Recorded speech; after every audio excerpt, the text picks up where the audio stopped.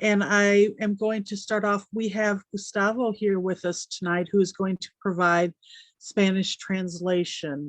So if you are Spanish speaking, if you go down to the interpretation button that's sort of in the middle of the screen on the bottom, you can click on that and you can choose Spanish, and then you will have the simultaneous interpretation as well. All right, so let's get started. We're a smaller group. Let's get started. And when you speak, please just enunciate and speak a little bit slower, so it makes it easier on Gustavo to do the translation. But let's do a quick interviews. Oh my goodness. Introductions. They both start with an I, but definitely have different meanings. Let's start with introductions. How about your name, your pronouns, your state, and tell us one word that you feel describes yourself or how you're feeling today. So I can model that. Tammy Haught, she, they. I'm from Iowa, and I'm going to say frazzled for today. And I will pass to Queen Melanie.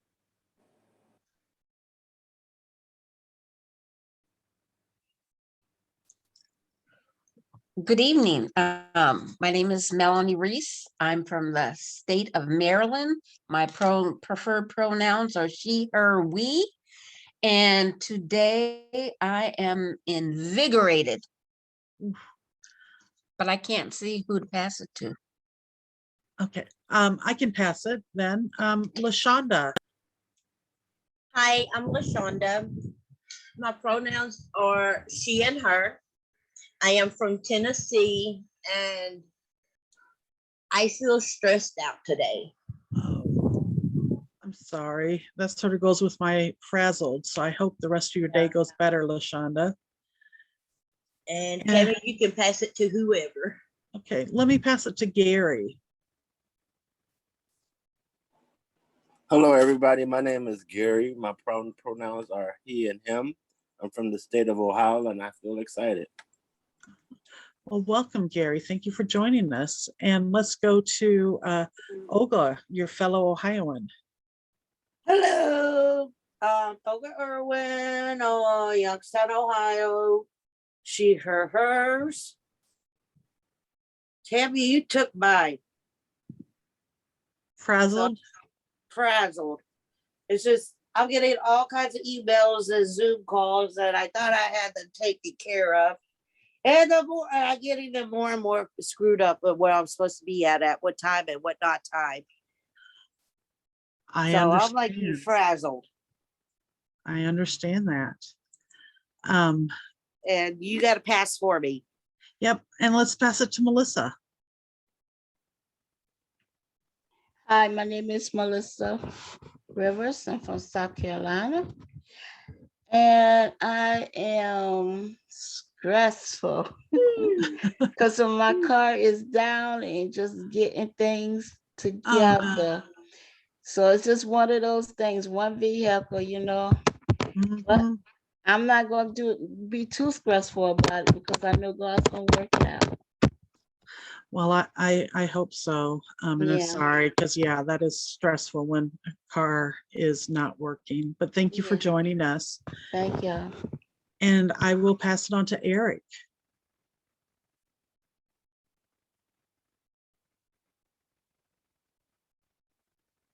Sorry about that. Eric Fleiter here, he, him, his pronouns, from Indiana, the HIV modernization movement, Indiana. And I am feeling some frazzlement as well. All right. And I would say Gustavo, but unfortunately people wouldn't be able to hear you, but we so appreciate you being here and providing the simultaneous interpretation. I am Eric. To let you know, I made you a co-host. So if anyone enters as an attendee, you can unmute them, along with, if you wouldn't mind, checking the chat box, because I cannot see that when I am sharing my screen. Sure. All right, so we've been through this. So, I'm a little late with the housekeeping, but there is a chat box. You can put any questions in the chat box. And as you all know, this webinar is being recorded for those not able to join us today. If you do not want your name or your image to be on the recording, please turn off your camera, and you can change your name so that your anonymity is honored. We've already started with the welcome and introductions. Our mentorship opportunity was going to be led by Kamaria, and discussing the HIV is not a crime awareness day, re-engagement. She is under the weather, so we will touch on the awareness day. And just a reminder for everyone that it's in February, and started just a slight discussion, but we will have her provide the mentorship opportunity at another time to go into it more in depth. And then we'll have our state updates. So just to provide and I don't think I put in a slide for the awareness day. Oh, well, there's the welcome, and we did that already. So yeah, I will go back to this. The HIV is not a crime awareness day was launched in February 2022. So this year, Kamaria did, I had thought about this awareness day and bringing it to the community for quite a while, and did a great job launching it February 28th. A day for everyone to just stop for a moment and recognize that HIV is not a crime. And we are hoping to uplift it more and have it be even bigger next year in 2023, which is sort of what she was going to discuss today, in re-engaging people and getting people to think about what could you do in your state to host an event or to honor HIV is not a crime awareness day, and things like that. So I know you haven't had a lot of time to think about it, but it was on the flyer when you signed up for this webinar. So I'd like to open it up to others. One, if you participated in any events this year, and if you've given any thought to what could be led or what you could do in your state for next year. And I'm going to stop sharing just so that I can see you all. At least we've all got our cameras off today. I think with everyone being frazzled and everything else, we've all turned our cameras off. And we will welcome Deidre to this call as well. I know she'll have to leave early because she has her pillow talk. But have you given any thought to what you enjoyed about the Awareness Day this year, and any ideas for an awareness day that you could do in your state in 2023? And I'll also ask Deidre if you'd introduce yourself. We did our names, pronouns, state, and one word of how you would describe yourself today or how you're feeling. Thank you so much, Tammy. The one thing, I'm not sure if anybody else is having this issue, but the chat box is disabled. So I don't know if it's possibly the way that we're coming in, because it actually brought us in a different format this time, like webinar style. So we can't even see each other. So that might also be why you can't see us on camera in full.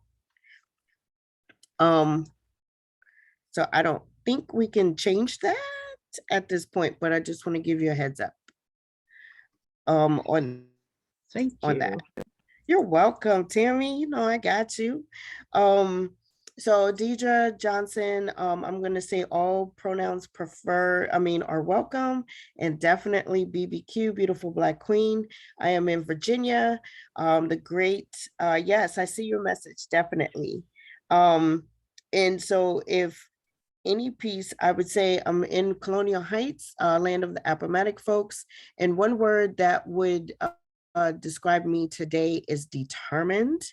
And to answer your question, Tammy, I think that there's a couple of different ways that I can see this showing up in Virginia. As you know, one would be to be able to utilize all of the great videos that we have already created on Zero and other webinars that have been created to possibly do a kind of a retweet, but it's in Zoom, whatever, re-showing of that, so that folks in our state can know why they're coming, what they're coming for in the fight that we are so adamant about, would be one way. And the other thing that I enjoyed about this, HIV is not a crime awareness day, was the fact that we were featured in a space that normally folks don't normally talk about HIV in, especially with Whoopi Goldberg speaking about this in The View. So I think that that would be amazing, and would definitely love to see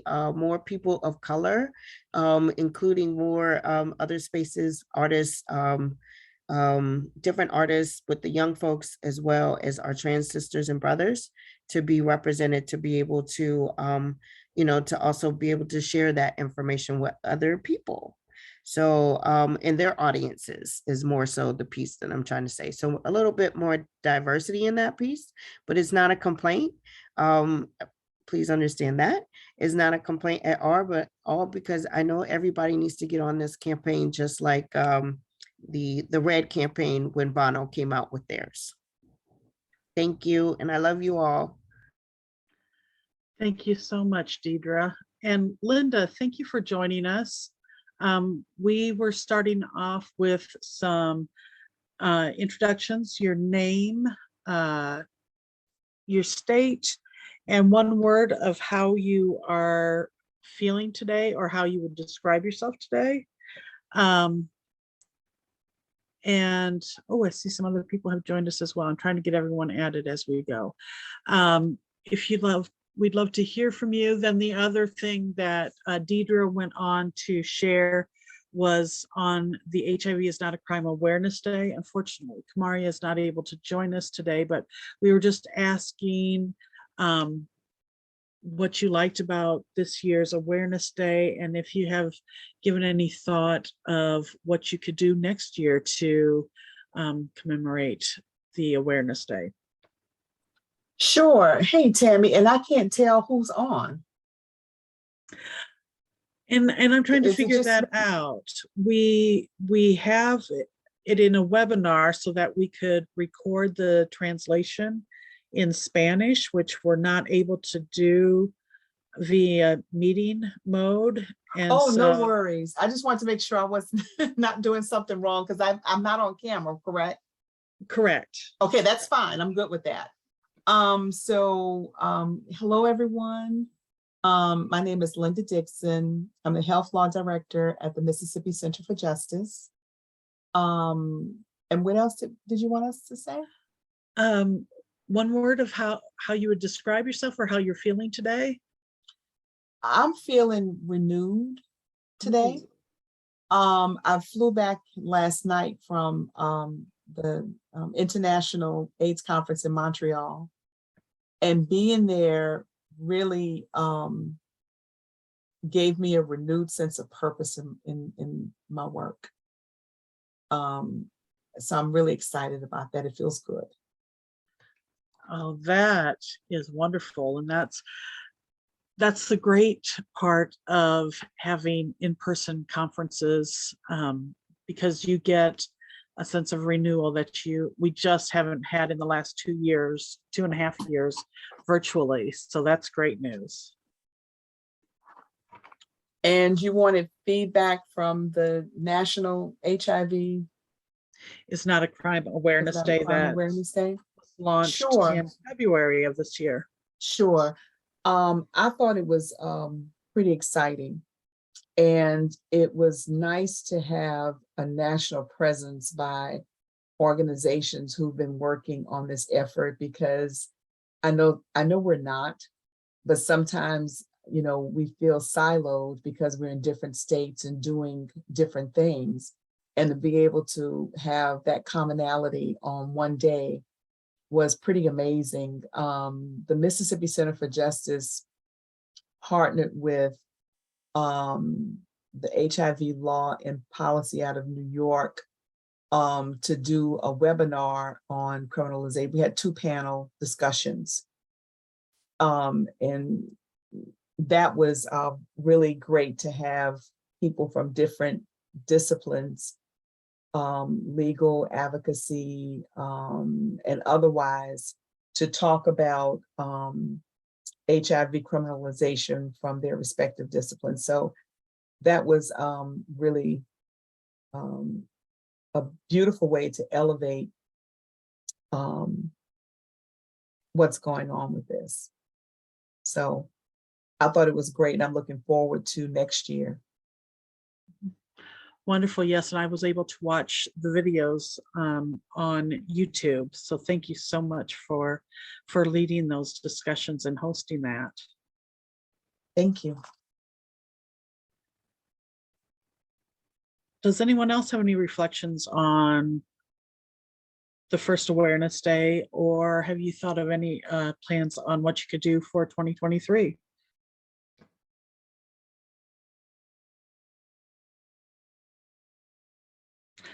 Yes, Melanie, please.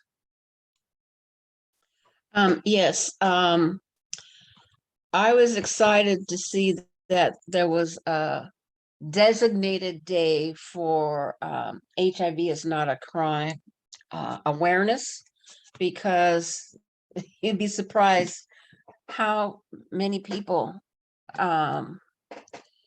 who don't realize that having a disease and being a BIPOC person makes you more vulnerable to being prosecuted by the laws that are embedded in state law books. And since then, I have joined the Maryland Coalition to Decriminalize HIV. And we are in the strategy planning stages. And I just, when you said that, we need to host an event on that day, the Maryland Coalition and our partners, and speak about the law that's on the books in Maryland and how it is detrimental to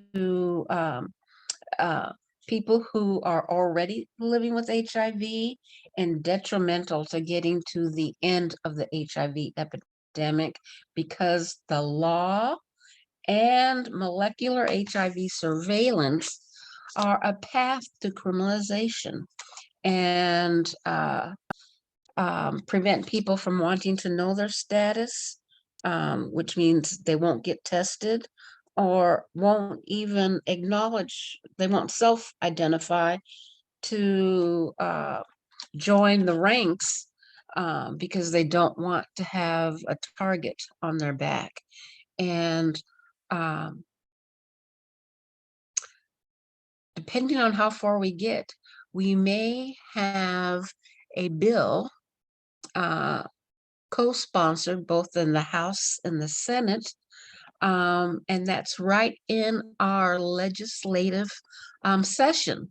So the sky's the limit of what we can do on that day in Maryland. Thank you so much, Melanie. I appreciate your feedback on how important the day is, and also the opportunity of what could be in 2023, especially in Maryland. So thank you so much.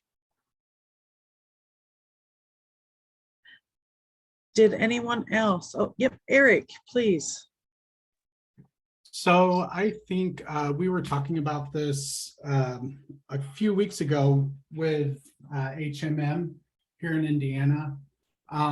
We're possibly, hopefully, we'll see, if we can do an HIV specific day at our state house on or around that particular day. So that's something that we're looking into doing. There will be a lot of, we've done it once before, but not for HIV is not a crime awareness day, obviously. But we're looking into doing something similar where we have resources beyond just criminalization. We invite some ASOs to offer resources to people and to help educate individuals on HIV. They had people speak on HIV and on prevention and public health matters. So we're looking at doing like an advocacy day at the State House. I love that. That's so important to start that education. Well, and you've already done so much education in Indiana, but to continue that education is so important. I appreciate that. And yeah, I can't wait to see what you all develop in the next months leading up to it. Is there anyone else who'd like to share what the inaugural Awareness Day meant to them, or thoughts of what you could do in your state? This is Gary from Ohio. Yes, Gary, please. Yeah, I sit on the board of directors of the Funding Collaborative here in Cleveland. So I will make sure that I put it on our agenda to actually have a HIV. It's not a crime awareness day, and by being a funder with partners from everyone throughout the region, it'd be easy to have a town hall meeting and include everybody to come, including not only the city, but the county and others, law enforcement, just everybody, bring them in and have a conversation about what Ohio laws. I know you're going to talk about it a little bit coming up, but Ohio has some really stringent criminalization laws and how it impacts people living with HIV, because I know several individuals here in Ohio have been incarcerated for long periods of time for not disclosure. Plus, during the town hall meeting, we also work with the state, so we get policy updates regarding different House bills that's on the floor that people need to be aware of. But I think it's critically important that the disease intervention specialists be there and law enforcement. So it'd be an easy way to put it on our agenda for something to do, as well as the organizations we provide funding for to participate. Thank you so much, Gary. I appreciate you sharing that and love the opportunity that the Funding Collaborative offers to the state and especially to Cuyahoga County. So thank you so much for being willing to uplift that at the next, or to get it on your agenda.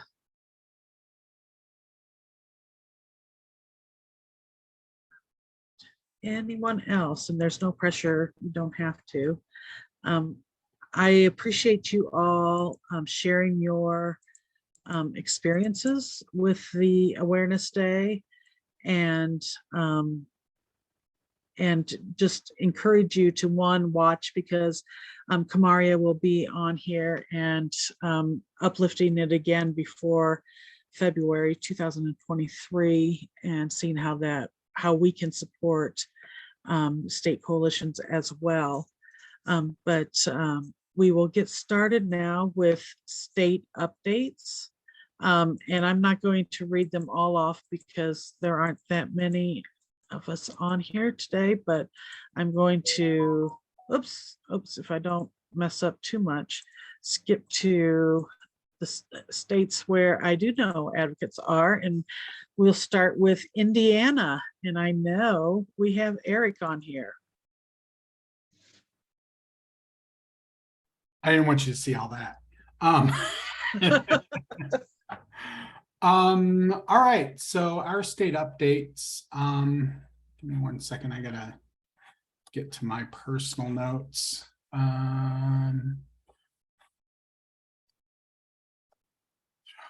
Sorry, I'm like doing 20 different things at once. Okay.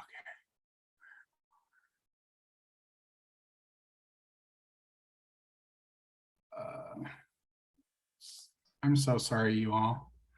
That's okay. I think we all, multitude of us, except for Linda, who felt refreshed after the International AIDS Conference, were pretty frazzled and understand. All right. So here we go. Our legislative champion, Representative Ed Clear, proposed a legislative summer study committee on HIV criminal law here in Indiana, and it was accepted. So that committee will meet on August 30th.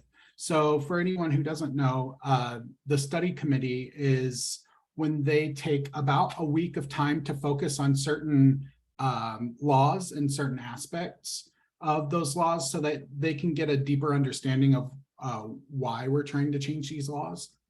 So it'll be a wonderful opportunity to educate these legislators and bring them up to speed and get them in the know of what's going on science-wise and why these laws are pretty ridiculous. There's a great article that was written about the study committee. And Tammy, is everyone going to get these slides? Yes. Okay. Everyone will get the slides with the links. Yep. Okay. So I linked it in there, and I'll drop it in the chat. If I knew how to do that, I'm over here. Okay. And then the Indiana State Medical Association will consider 2 policy resolutions at their September meeting, one for HIV and one for hepatitis C or viral hepatitis. It was suggested that we split the 2 up and have 2 separate resolutions rather than combining them because HIV is pretty straightforward, whereas viral hepatitis is a little more intricate because there are so many different types of hepatitis.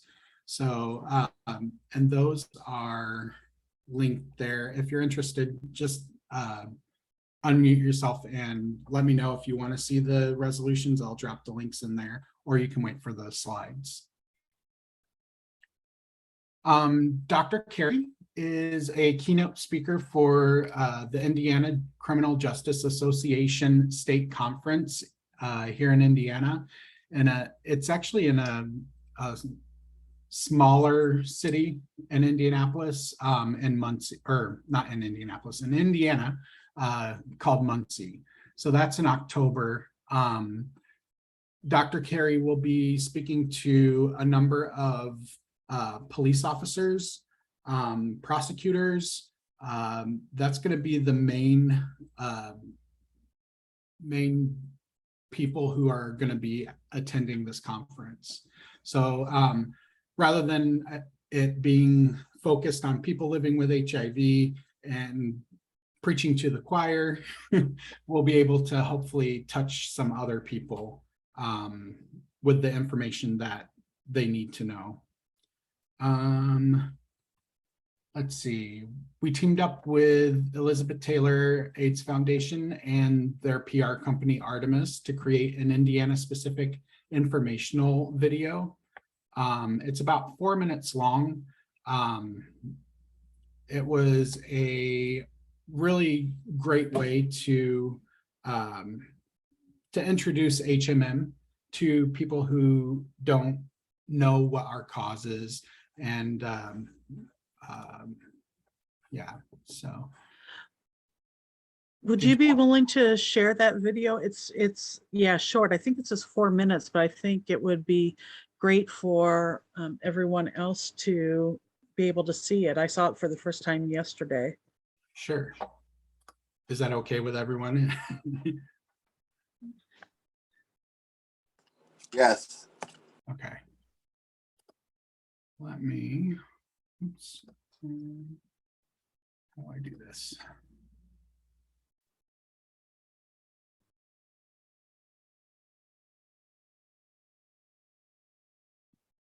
Okay, share screen.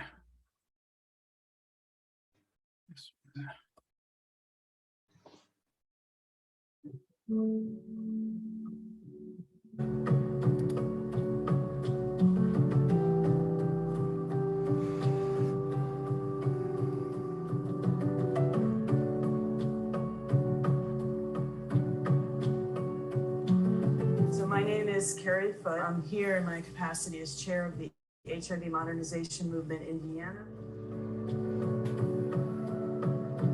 I am also a woman living with HIV. I tested positive in 1988, so I've been living with HIV for 34 years, a very long time. It's really important to modernize these because the laws in Indiana were enacted in the early years of the HIV epidemic. So this was before effective treatment. This was in a time of fear, stigma was really rampant, and people just didn't know, how do we contain this epidemic? And so some legislators across the US enacted laws thinking that if we have a law that criminalizes certain behaviors, maybe that will help prevent HIV. But fast forward to today, we found they don't. They're actually very ineffective. Not one study has shown that these laws have any kind of public health benefit. In fact, they've shown quite the opposite, that they actually work against good public health interventions. They add to stigma, and stigma remains a huge barrier to people getting tested, knowing their status. We have a slogan in the community: take the test and risk less. You can only be arrested if you know your status. That's a disincentive to get tested. We want people to know their status. Arresting people under any of these laws that we have in our state, HIV criminal laws across the United States, has zero public health benefit. So a complete waste of our taxpayer dollars, where we could be using those dollars for effective HIV prevention. I remember talking to a doctor who provides pediatric care. Here she's telling these beautiful children living with HIV, you can be like any other kid. You can have families, you can get married, you can have children, you can be whatever you want. But when they're teenagers, Indiana law requires her to tell her patients about our HIV law. So at a time where she's telling them, trying to take away stigma, she directly stigmatizes them by telling them they're potential criminals if they don't do certain things. It totally goes against best medical practice. Do no harm. No one should be criminalized because of a disease status. And they really just need to modernize and catch up with the great science that has happened over the last 40 years. Well, now it's time to fix these laws that exist across the US, and in my state, Indiana, we've got several of them. We now know when we're treated with HIV, not only do we live long and well, but treatment actually, we can't pass it on sexually to others if we're successfully treated. And now we're in a time where we can actually end the HIV epidemic. HIV is 100% preventable. People who test positive can live long, healthy lives. Indiana has a beautiful Ending the Epidemic initiative called Zero is Possible. Zero new people testing positive for HIV. If they are living with HIV, they can do well, they can be healthy, and we can get there. But we can't get there if stigma remains around this disease. Stigma keeps people from getting tested, keeps people from getting into care. We can end the epidemic, but we need your help to eliminate stigma in our laws.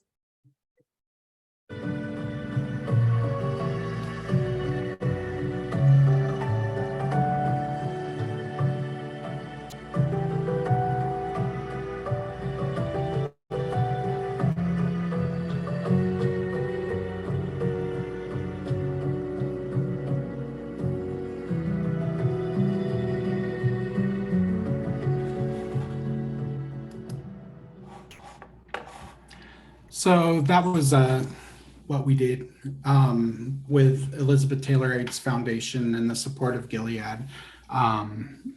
So we're working pretty diligently on engaging people and creating a, what's the word, like an awareness campaign.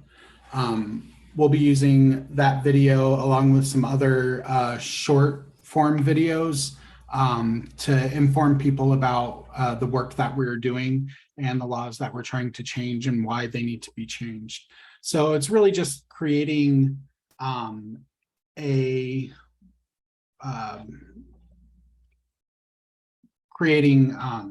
awareness of our organization.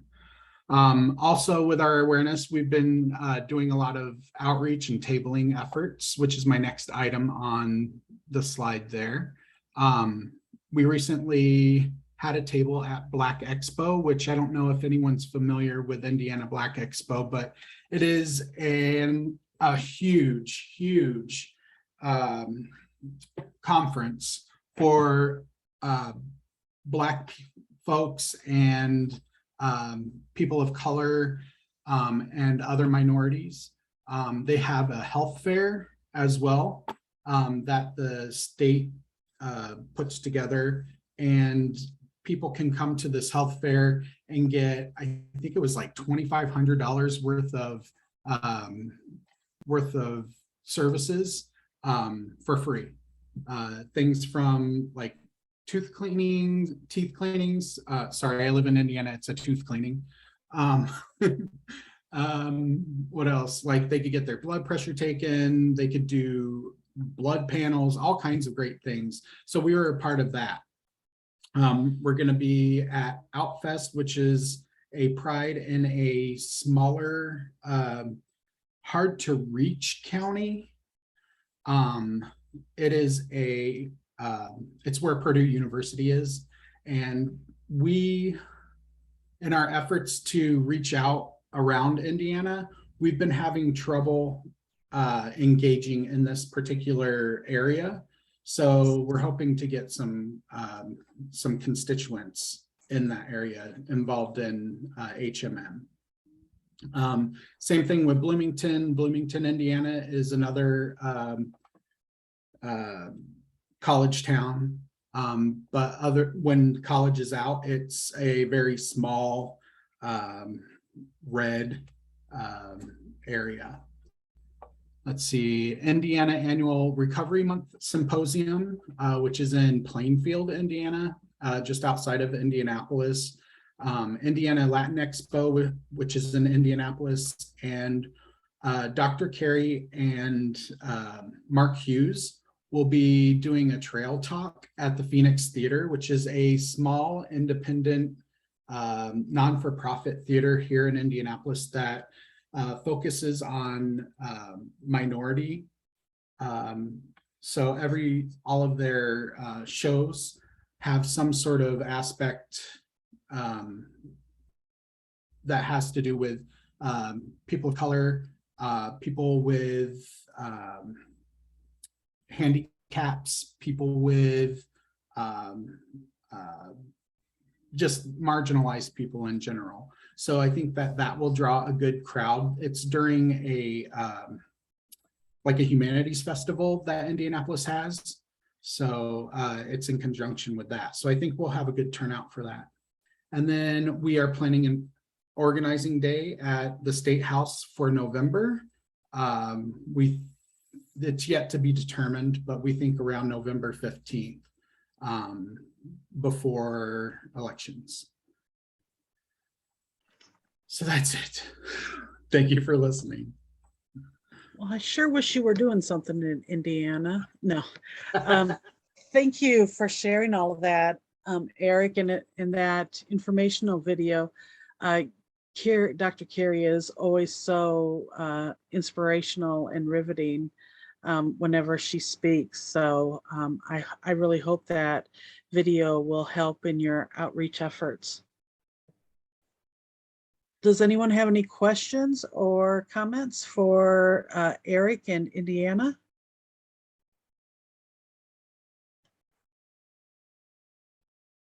And again, I can't see the chat box, so if anyone does speak up, let me know, please. Oh, I see, Melanie, that you raised your hand. Please go ahead.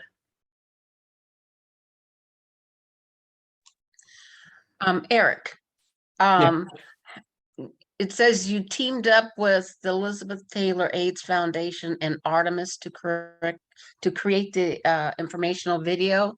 How did you go about doing that? Because I think that is a powerful piece that speaks volumes, and especially to those people who don't think HIV is a thing anymore. HIV, there's laws against that, that it brings that to a head what the issues are and how it is a detriment and not something that is positive for a state. And those who don't think HIV is a thing and find out it is a thing, they'll be wanting to end the HIV epidemic, and they will Absolutely. want to help remove any barriers to that. So I would like to know how, I'm not saying that Elizabeth Taylor or Artemis is going to do ours. I'm trying to think of who Yeah. is in our area that can help us. I'm in Maryland. So Elizabeth Taylor AIDS Foundation, I'm not sure if you know, does a lot of funding for various projects. They approached Dr. Carey because, so we've been at this for 6 years strong. And we've only made a little bit of progress with our language in our laws. But we plan to introduce legislation every year, every session. But I think Elizabeth Taylor AIDS Foundation had a little extra funding to give away, and they saw HMM as a good recipient of those funds. So I don't know exactly how we were chosen. That would be a question. Sorry, that would be a question for Dr. Carey. But I will tell you, you got a camera on your computer, you got a camera on your phone, Yeah, you got a camera on your absolutely. iPad. Absolutely. Just set it up and you can just talk about it. And then editing videos is not hard. I don't know how much they paid this person to do this video, but we went back in and changed a lot of stuff. Originally, they were trying to get more bang for their buck, so I think is what happened. And so we're a very red state, as is Kentucky, so they put us into one video. And it was a great video, but politics are local, so what works for them may not work for us and vice versa. So we asked to be split apart. There were also some missed opportunities, I guess I'll call them. And like I don't know if you saw like the titling and that sort of thing, I wound up doing and submitting to the person who was editing the video. So they stuck those in there. So it was nice that I got to play a role in developing the video. But when you remove the in-betweeners, you get a more raw story. You see what I'm saying? Yes, And raw that works. Yes, and I think if you also utilize the idea of meaningful involvement of people with HIV and AIDS, absolutely. if you were to find a video, like a videographer who also does editing and that sort of thing. And you can find the funding for that. And they're living with HIV, so they understand the issue. And they've lived and experienced the effects of having HIV. You get a better end result. Yes. Well, thank you for that information. I'm going to use it and take it back to my coalition and the Maryland Department of Health and Baltimore City Department of Health. Well, if you ever have any questions about creating videos or editing or anything like that, you can feel free to contact me. Okay, will do. I really love doing that stuff. So yeah. Thank you. For sure. Yes. Thank you, Eric, and thank you, Melanie, for those questions. That was great. Anyone else before we go on to another state? All right, not seeing any. We will go on. Iowa, we are still the same, waiting for our November elections and hoping that we have a change in leadership. Let me just put it that way. I think like many other states. So let's skip to Maryland, and Queen Melanie, you shared a little bit along the way about what you are doing in Maryland, but is there any other updates you want to share with us? Yes, we just had our primary and the Republican candidate that won was handpicked by MAGA criminal Trump. And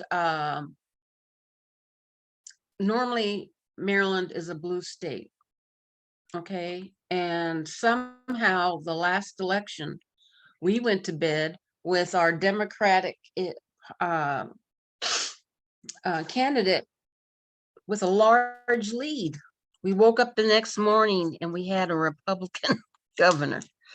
Of course, he's not all Trumpish, but he's a Republican. We can't have that happen again. And so we're going to have to really do lots of education about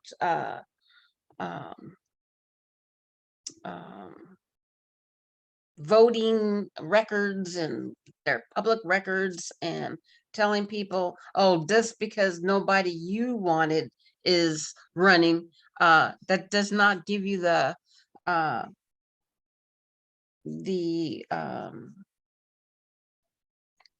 choice to stay home. We need everybody involved and voting from the top to the bottom, because everything that's on that ballot is important. And so we're going to add that kind of work in with our coalition, because it's going to be important when we get bills sponsored in the House and Senate to have a Democratic majority to help move it along to get passed. So we have a good coalition. I don't know if Kevin let you know that a little incident occurred at our meeting, and a person said, that's stupid for us to do anything about the HIV law, because we have a cover your ass state where you have to prove intent. So why even bother it? We need to be working on monkeypox. Well, that got shut down, and one of our advocates said, well, I see Linda's doing all the talking and knows it all, so you don't need me on our coalition. So he's gonna we're going to get him back, and that woman who is a lawyer, but she doesn't represent community, although she's the one in all areas, research, medical, anything. When they have a community representative, it's her. Okay. And there's got to be an end to that. And people with lived experience need to be at the forefront, at the helm, driving what direction we go in when it comes to bodies that are brown, indigenous, and other people of color, and that our quality of life and the way we need to be uplifted don't come from somebody who's not from lived experience and not a person of color to tell us what we should or should not be doing. So it just pumped the rest of us up after she got off the call. So we're all invigorated. I did hear about that, and actually I just watched the recording. I've got to send it out to the coalition yet. But Linda Dixon, just to let you know, no, we know we're not talking about you, and not all lawyers are bad, and we appreciate you. Definitely a different Linda, and actually spells her name differently than you do. That's good to hear. Yeah. Yeah. Yeah. Don't Linda- confuse me. No, it was definitely not you. You are a true ally, and we appreciate you so much. The right ally. Yes. The right ally. She is not the right ally, but they use her as the community representation for all things HIV and hepatitis C. Well, I have a feeling with the coalition work and with all that you are doing, Queen Melanie, you will change that soon. Oh, yeah. Yes, yes. Absolutely. So that's all I have right now. Thank you so much. Did anyone have any questions or comments for Queen Melanie? All right. Let's go on to oops, Mississippi. We have the wonderful Linda Dixon here with us. Okay, so look at our state, y'all. Oh, where do I start? So I'm really excited that for the first time, we have designated funding for 2 years to work on HIV criminalization. We have, before this time, really pieced in part our movement, but I work with such a dynamic group of fierce advocates in Mississippi. We are few but fierce. And we literally have put our resources together, a lot of it on our own personal time, to do this work. And we are not going to stop our efforts here until we reform this nasty statute we have on the books. So that's really exciting. So with that funding, our goal is legislative advocacy in with the community organizing component. So I have someone on my staff who is going to be working on this, as a part of their daily work. So that's really exciting. We want to build out our coalition, and it's called Mississippi HIV Network. So we want to build on that, and we want to gather stories, which is something that we know is important. Also with protecting the sanctity in how people share as they choose their stories, and not to be, how can I say this, not to be re-injured, if you will, from this nasty statute. So that's going to be very delicate. We are going to pick up some of the work that we've done before, just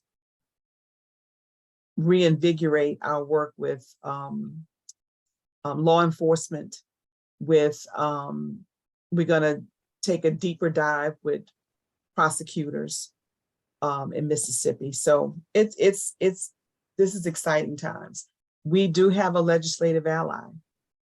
And quite frankly, we're gonna have to look at that very differently.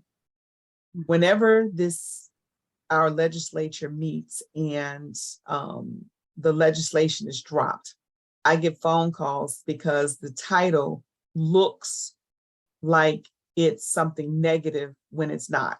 And I believe that's intentional too. I don't know. I'm usually not an alarmist and I'm an optimist, but that pisses me off every time I see it. But anyway, so we've got to make this look different. And I have shifted from, and this is not me personally, but the movement has shifted from, we don't want to just deal with the bodily fluids. We want complete reform. So we're coming in, looking different, sounding different, because what we were doing did not budge our state legislature. And, we're dealing with a recalcitrant legislative body that hasn't even expanded Medicaid in our state. As you all know, we are one of 12 states in the country that has not expanded. 8 or 9 of which I believe are in southern states. So we're similarly situated in so many ways that makes Mississippi first on the list for everything bad and last on the list for everything good. So we want to come in the middle of that list with HIV criminalization.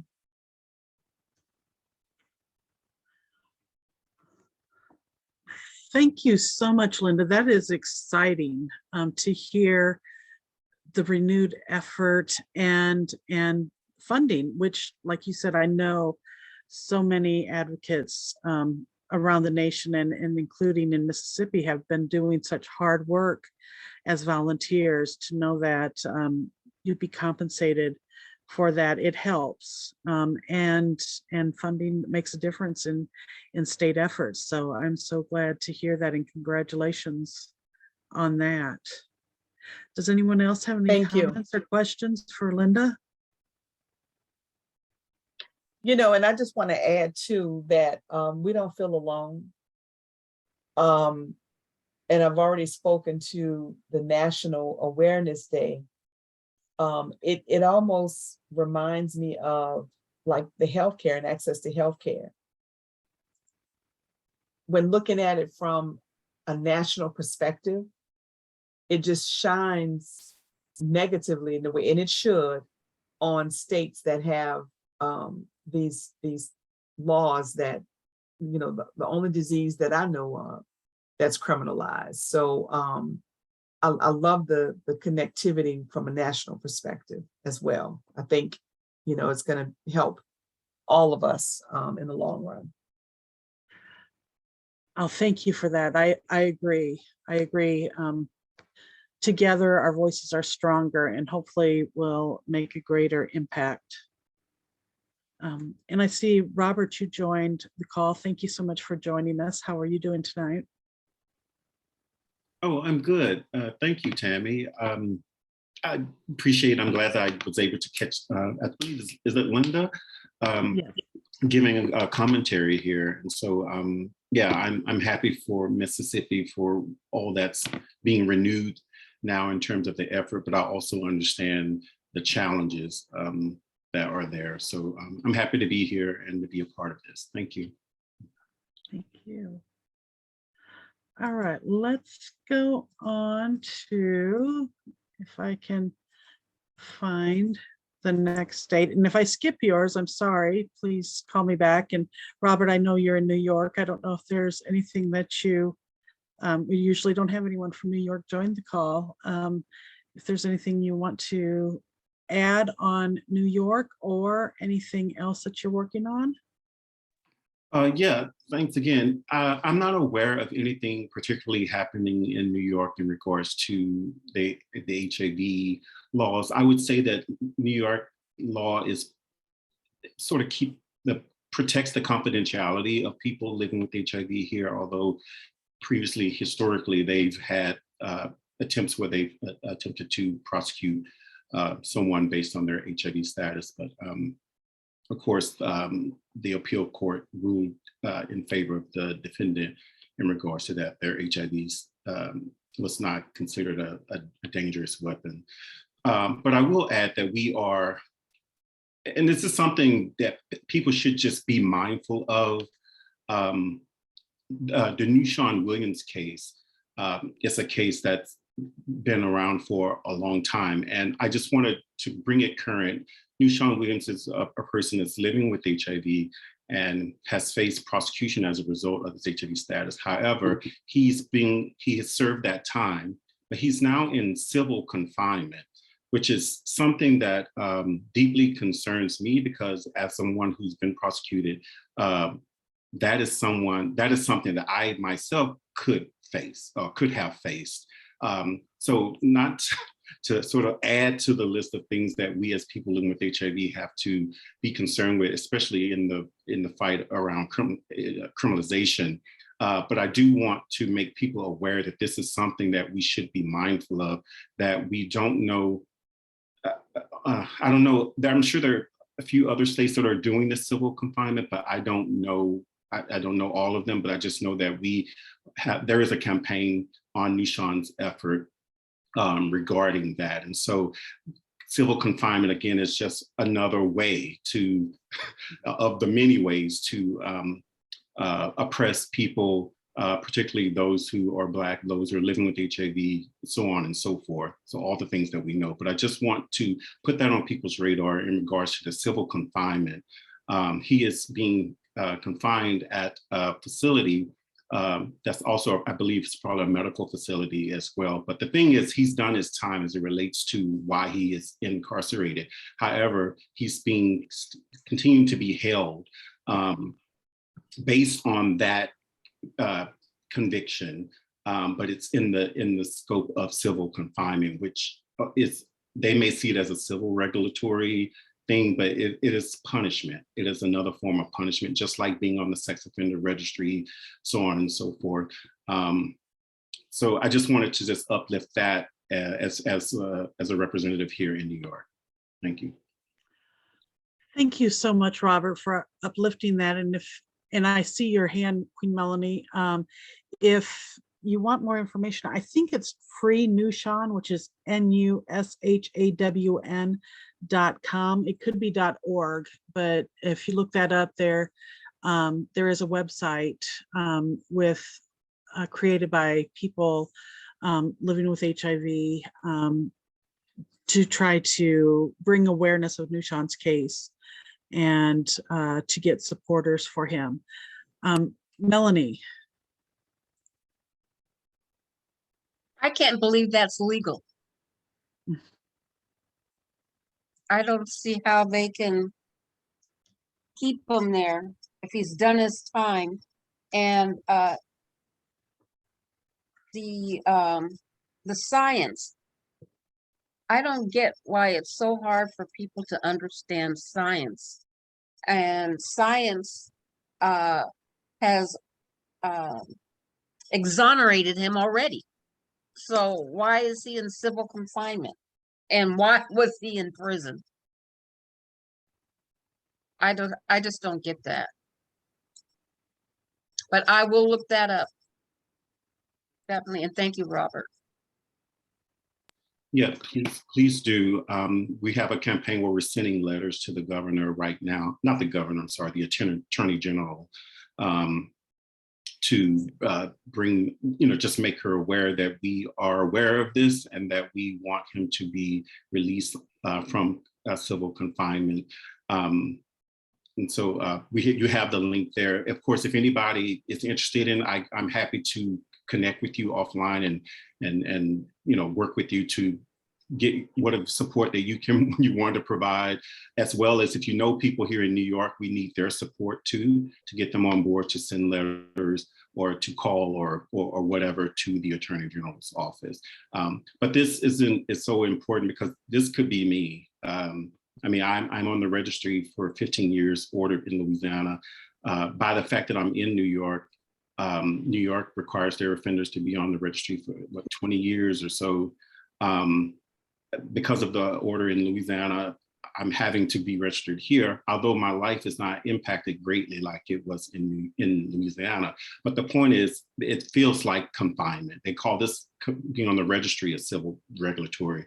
But these are the things that when you're convicted of these type of crimes, governments feel that they have the ability to create even more crazy causes or reasons to hold you or to confine you. And so that's why it's so important for us to really understand the true meaning of what HIV criminalization is about. And it's really not about the disease and how dangerous someone is. This is really more about people's race, it's about gender, it's about sexuality, and the fact that they want to control and put people like us away. So that but they create this false narrative. They create this fear mongering that we've all have bought into over the years until we finally realize, like, oh, wait a minute, what they're saying is not right. And it's been a lie. And that is what I've learned over the past 10 years is that HIV criminalization, the reason behind it is a lie. And we have to really come into understanding, what is this really about if it's not about to get rid of BIPOC people. Yeah. And so the lynching and the enslavement and all that didn't do enough. So this is another tool they can use to get rid of us. Absolutely. And Melissa, I see you have your hand raised. Yes, ma'am, I did. I had saw the link he put in the chat box, and that's sad because that's the fear of me, because my soon-to-be fiance had want us to move to New York City. I have family there, but that was always been my fear because I don't like big city living, because by me had some experience in my past life before I had HIV. I see how the big city does people who do live with HIV. They don't want you to live in a nice place. That landlords put you out. So thank you for sharing that. I am so sorry that happened to him, but it happens down here in the South too. So that's why I got to be mindful and stay to myself too, and I have to be very careful also as me as a Black female living in the South as well. Thank you so much, Melissa, for sharing your lived experience as well. And Robert, thank you so much for joining and uplifting Nushan. And when you said this could be me, that's just so frightening and scary, and it could be. And so we're grateful it's not. But thank you so much for joining us tonight and uplifting Nushan's case. Thank you. All right, let's move on. We have a few more states. Ohio. Gary, I don't know if there's anything else you want to add. I appreciate you talking about, discussing what can happen in Ohio around HIV is not a crime awareness day. But the floor Yeah, is... let me first say welcome to the great state of Ohio. For the state of Ohio, our HIV criminalization law is actually around House Bill 100, which makes it a felony not to disclose. So for Ohio, non-disclosure is a felony, regardless of if there has been a transmission or not. So the science is not caught up with the laws, because in Ohio, even if you have sex with somebody and they say that you had sex and you didn't disclose, it doesn't matter. They've imprisoned people because they've not disclosed, irregardless of non-transmission or not, if they were on PrEP or if they were, not PrEP, but if they were on antivirals and they were non-detectable and there was no transmission, they're still charged with a felony. And the state goes after the individuals pretty harshly, because in Ohio, it also includes hepatitis C. So our laws are harsh, and they're so harsh is that even our professional providers, medical providers, if they feel, and I'm speaking because I'm a retired social worker, I'm not going to say which organization, but there are physicians who will go after individuals if they feel as though there are risky people in the community that's under their care for whatever reason, mental health or substance abuse, and they feel as though they need to provide some protection. They will disclose information to law enforcement and other agencies to ensure that individuals are prosecuted. So they take it a little bit further here in Ohio. So that's why I said it's important to educate our providers, medical providers, as well as law enforcement, as well as disease intervention specialists, because the disease intervention specialists are the individuals that go out and notify people that they're positive. And that's why people don't want to be tested, is because they don't want to fall under the category of knowing that they're positive. Because if you know you're positive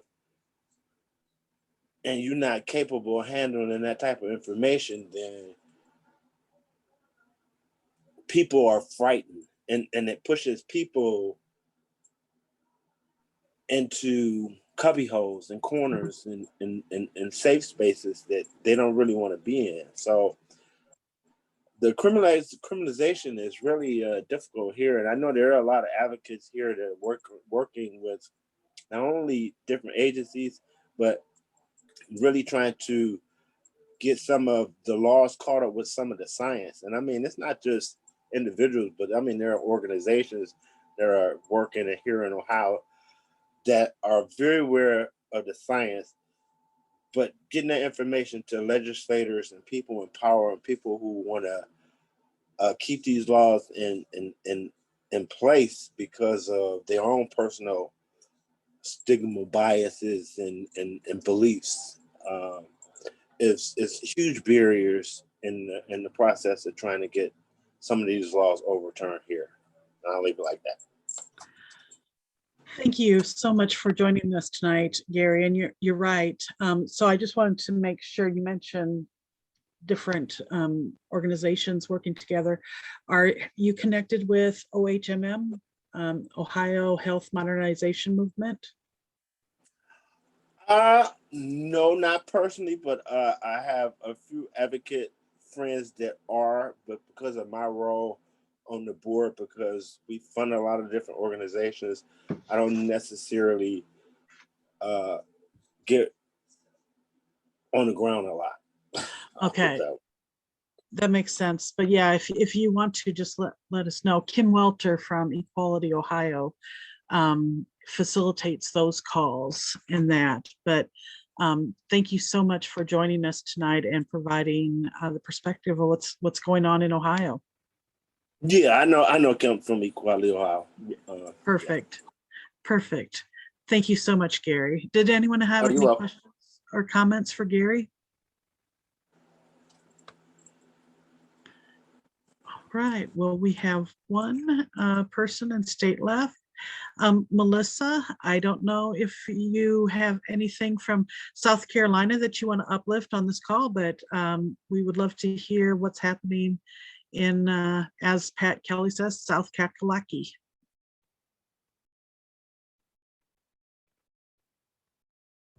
Yeah, that's more Pat. Yeah, we caught this. That's the nickname, South Kakalaki.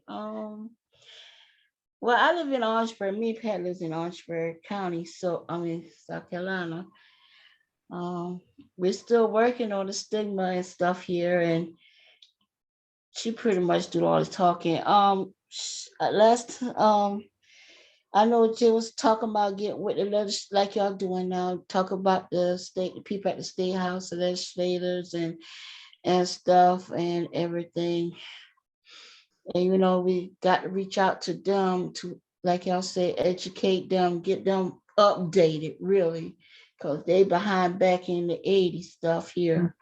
And it's a lot of stigma here. I'm gonna tell you. I mean, we have a lot of young kids now that have teenagers and stuff. And like I told Pat, we really need to reach out more to the youth more now than ever before. Because it's like my kids is what my son be 24 next month, and I have a son that's just turned 18. And when it hits the schools and it hits teenagers and college students, and they're not 20 yet, that's a red flag for us. You know what I'm Yeah. saying? And I'm seeing more kids when I'm going to the doctor than I'm seeing people my age group. And I'm in my late 40s. And when I start seeing a lot of kids, I pulled out cry. I ain't gonna sit here and lie, because I get very emotional, because I'm like, wow, you ain't had a chance at life yet. That Because they're is, not being educated at home by their parents to use condoms, not to do this or not to do that, or being raised by drug addict parents that leave them home. I heard the stories from them and stuff, and I could relate, and because I was married to abused husband who was on drugs, had a child by one. My husband died from AIDS, so I could relate to some of those kids' story and everything. So, but like I told them, sometimes it's sad. It's real sad, especially if they're females. You ain't had a chance at life to have a kid yet. Your life is gone. right. Oh, I so appreciate you being on and sharing your personal story with us, Melissa.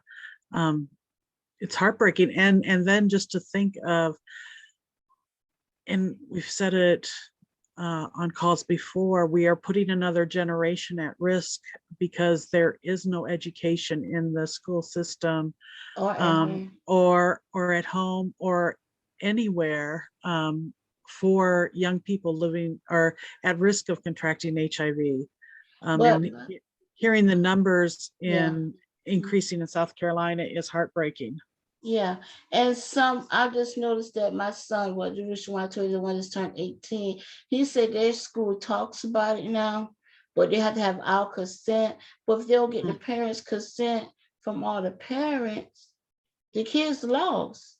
And Yep. like I said, the parents not, for me, I could say, but for me, when I was growing up in the household, my mama was Christian, my daddy was a Christian, but my dad was an alcoholic too. But my daddy took care of home. He never hit my mom or anything. My mom was not a type of mother I can go to and say, Mom, I need to talk to you about this. Can you explain? My mom was not that type of mother. I learned from the street. But I could go to my dad. I said, Dad, I don't understand such and such. My dad would sit down and talk to me, but if my mom would hear my dad talking to me, she cut that conversation short.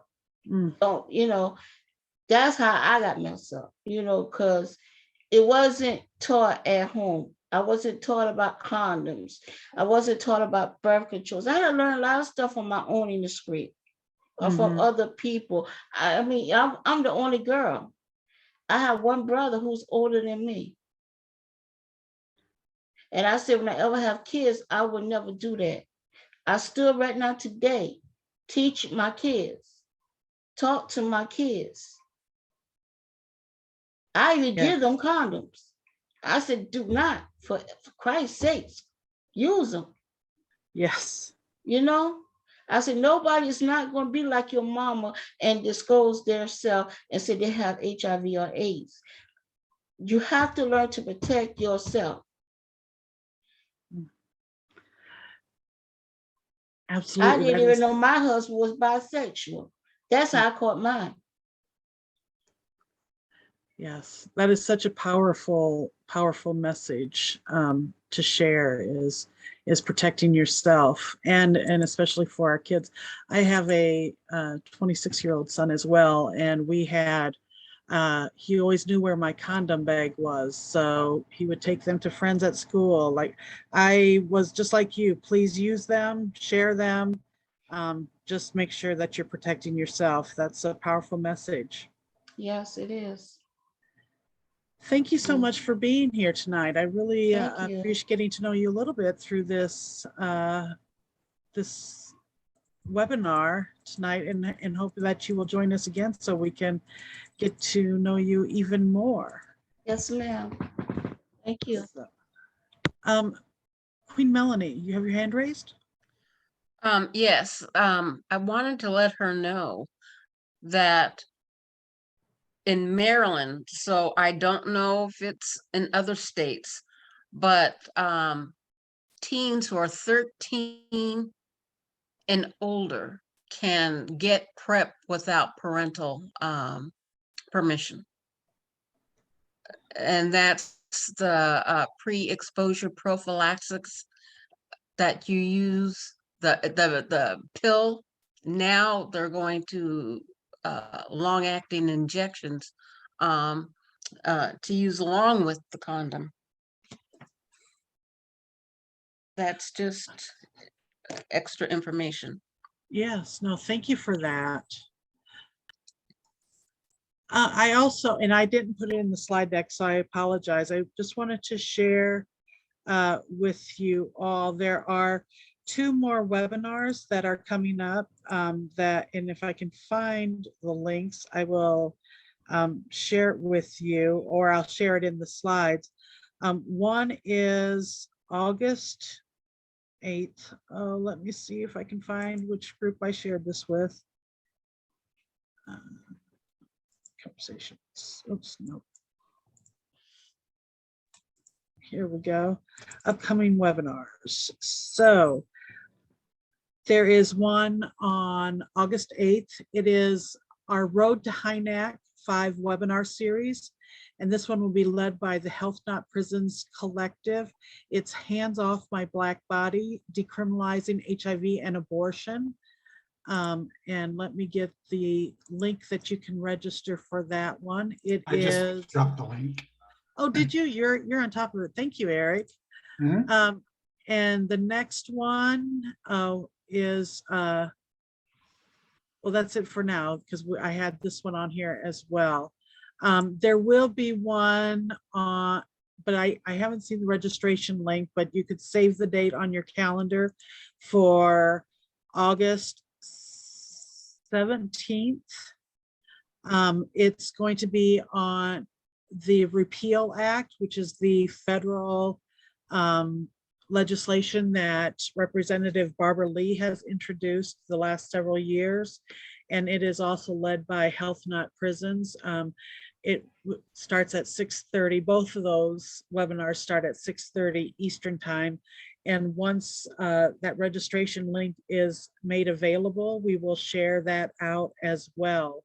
But it will be asking everyone to advocate and contact their legislators, their federal legislators, to sign on as co-sponsors and vote for the Repeal Act, which is something that advocates have been educating legislators on and advocating for at AIDS Watch for a number of years now. But we really are hoping that this is the session that we could get the Repeal Act passed through at least the House. So please watch out for that webinar coming up on August 17th. It's been 10 years. 10 years that it has not passed. Yes, and it is time. It is time. So we will share that information. And Gary, did you raise your hand? That was awfully quick. Yeah. I was just saying, yeah, please send in an email or something so I have it. Okay, absolutely. We will. We just have 1 minute left. I want to thank you all so much for the great conversation and information that you shared and uplifted tonight. Are there any last thoughts before we bid everyone a good night?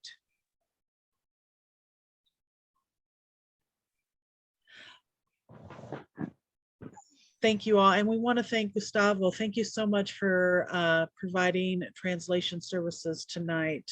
We appreciate you as well. So thank you all. Have a good night, and hope to see you on some of those upcoming webinars. Good night, everyone. Thank you. Good night.